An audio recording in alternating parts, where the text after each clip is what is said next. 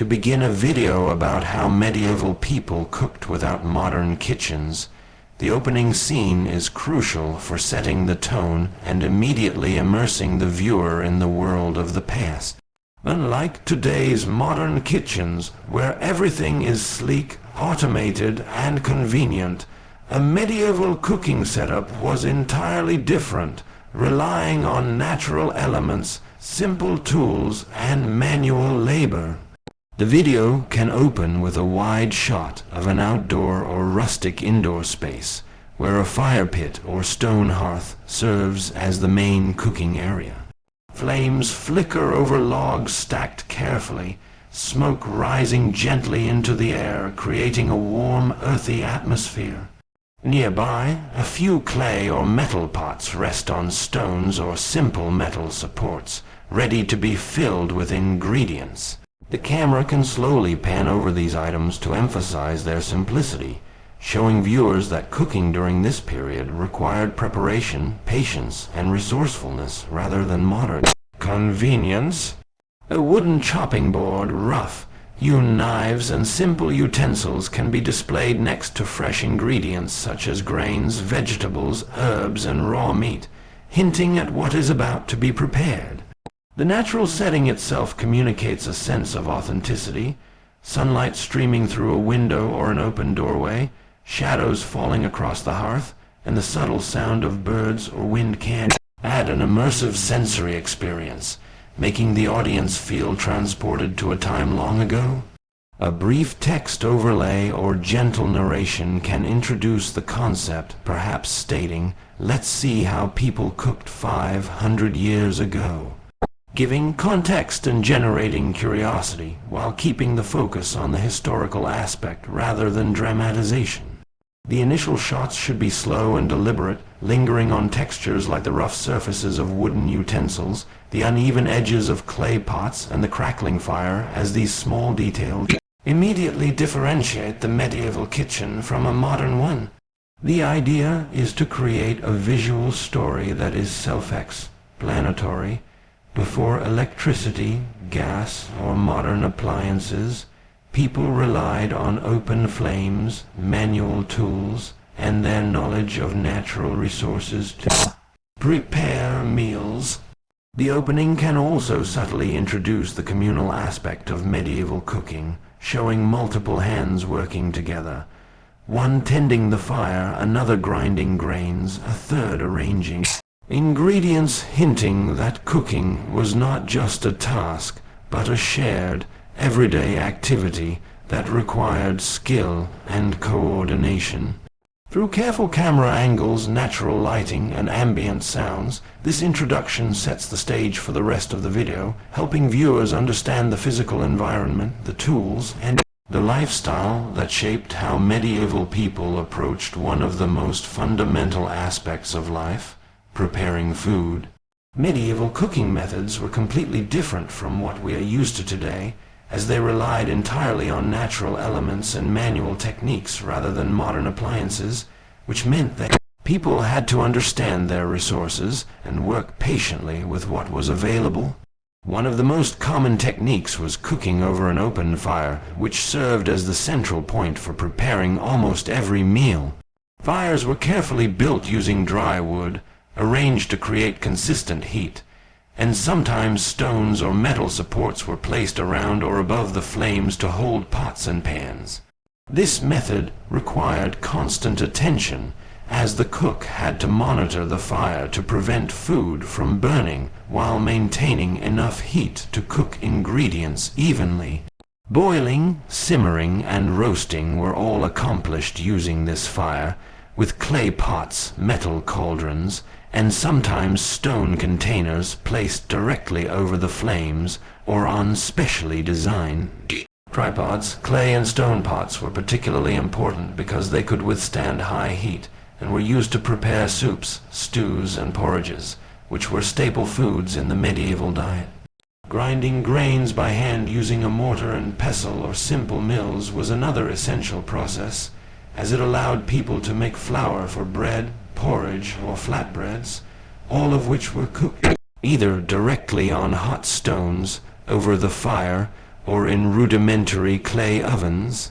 Ingredients were usually simple and locally available, such as grains, vegetables, herbs, and occasionally meat or fish, which were seasoned naturally with herbs or salt.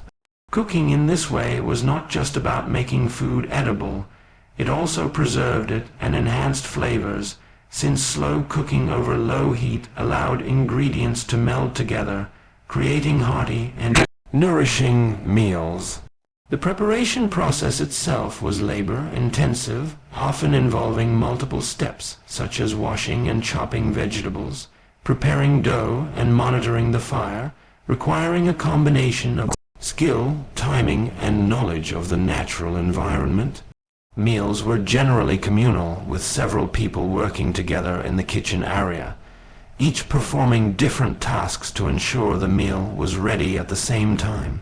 This approach highlights how essential cooperation and planning were in medieval cooking, as the lack of modern conveniences meant that every step had to be carefully coordinated. By observing these methods, it becomes clear that medieval people had a deep understanding of how to manage heat, tools, and ingredients to create food that was practical, nourishing, and adapted to the resources available, showing both ingenuity and resilience in their daily lives.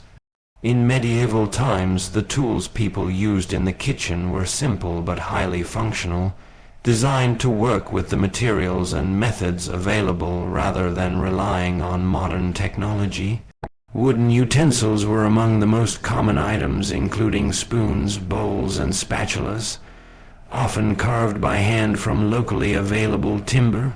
These wooden tools were versatile, durable, and could withstand the heat from cooking over open fires, making them essential for stirring, serving, and eating.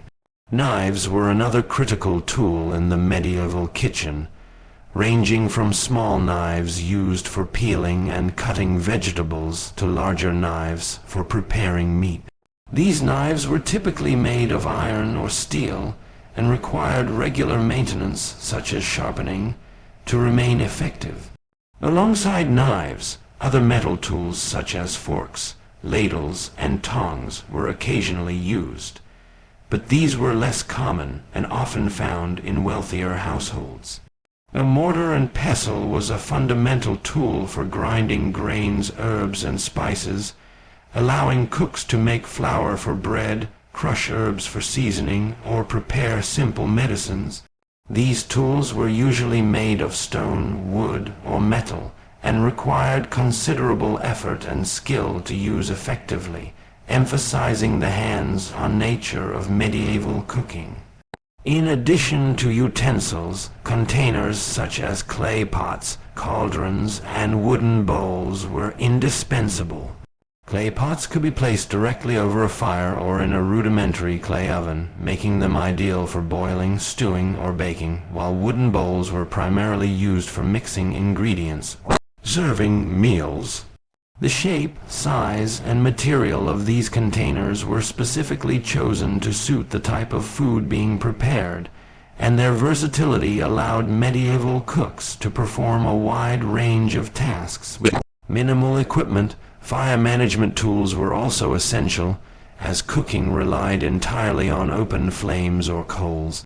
Simple implements like pokers or iron hooks were used to adjust logs and control heat levels, and these tools required skill to avoid accidents and maintain consistent cooking conditions. Beyond the functional aspect, these tools also reflected the self-sufficient lifestyle of medieval people, as many were crafted by hand or locally sourced, showing a connection to the surrounding environment. Every tool had a specific purpose, and mastering their use was a skill passed down through generations, demonstrating both ingenuity and practicality. Observing the careful selection and use of these utensils and implements provides insight into the daily life and resourcefulness of people in the medieval era, revealing how even with limited technology, they were able to prepare nourishing, satisfying meals using the tools available to them. Cooking in medieval times was not just a task. It was a central part of daily life that connected individuals, families, and communities in ways that modern kitchens rarely replicate. Unlike today, where food preparation is often a solitary or mechanical process, medieval cooking was inherently social and collaborative. Everyone in a household or small village had a role to play in ensuring meals were prepared efficiently and effectively. From gathering ingredients to tending the fire, grinding grains, and mixing dough, the process required coordination and shared knowledge.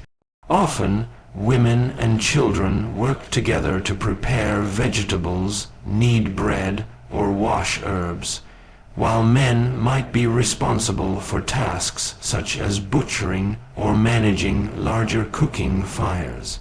This division of labor allowed families to produce meals that were not only nutritious, but also sufficient to feed everyone in the household.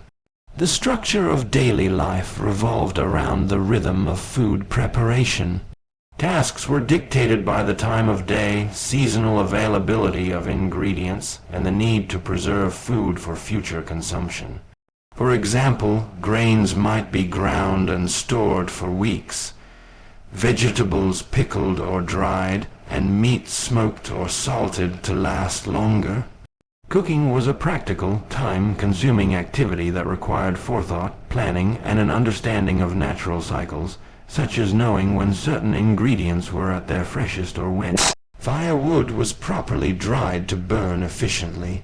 The process was often accompanied by conversation, storytelling, and the transmission of knowledge, turning cooking into a medium through which traditions, recipes, and practical skills were passed from one generation to the next. Even in the simplest medieval households, meals were considered a communal experience, reinforcing social bonds and shared responsibility. The act of preparing and sharing food created a sense of connection, not only within the family but also with the environment, as people relied on locally sourced ingredients and natural resources to sustain themselves. Daily life in this period was therefore deeply intertwined with food, cooking, and the tools required for these activities. By observing how meals were prepared and consumed, we gain insight into the rhythms, values, and resilience of medieval society. Cooking was more than sustenance. It was a practice that demanded patience, skill, and cooperation, highlighting how individuals lived harmoniously with their surroundings while maintaining a structured communal lifestyle. Understanding this connection between daily life and food preparation helps modern viewers appreciate the ingenuity and simplicity of medieval living, revealing that every action, no matter how small, contributed to the larger pattern of survival, culture, and shared human experience. The ending of a medieval cooking video is an important moment because it allows viewers to see the results of the process and reflect on the differences between medieval life and modern convenience. After spending time carefully preparing food over an open fire or in simple clay pots, showing the final meal in a visually appealing way emphasizes the satisfaction and practicality of medieval cooking. This moment can be captured through slow, cinematic shots, highlighting the texture of freshly baked bread, the steaming stew in a clay pot, or the carefully arranged herbs and vegetables. By lingering on these details, the audience gains an appreciation for the effort and skill required to produce a meal without modern tools, realizing that every element, from grinding the grains to tending the fire, played a crucial role in the final outcome. The ending is also an opportunity to subtly reinforce the historical and educational aspect of the video. Simple text overlays or a gentle narration can remind viewers that medieval people relied on natural resources, manual labor, and communal effort to survive, making every meal an important part of their daily routine. Unlike contemporary kitchens where appliances do most of the work, medieval cooking demanded patience, attention to detail, and knowledge that was often passed down through generations. highlighting the ingenuity and adaptability of people living centuries ago. In addition to showcasing the food, the ending can also include shots of the surrounding environment, wood smoke rising, sunlight reflecting off clay pots, or hands placing the final touches on a dish, which connects the meal to the larger context of medieval life. This helps viewers understand that cooking was not just about eating, but also about living in harmony with available resources and working collaboratively with others. By presenting the meal in this way, the audience can reflect on the simplicity, efficiency, and authenticity of historical practices, which can be both inspiring and educational. The takeaway from the ending should leave viewers with a sense of appreciation for the skill, patience, and creativity required to cook in a world without electricity, stoves, or modern conveniences. It is a quiet, reflective moment that reinforces the overall theme of the video, that medieval life, while challenging, was organized, thoughtful, and deeply connected to the environment and community. Through this conclusion, viewers can recognize the contrast between past and present, gaining insight into how people adapted to their circumstances and how food preparation was central to survival, culture, and daily life, leaving a lasting impression that ties together the historical, practical, and aesthetic aspects of the medieval cooking experience.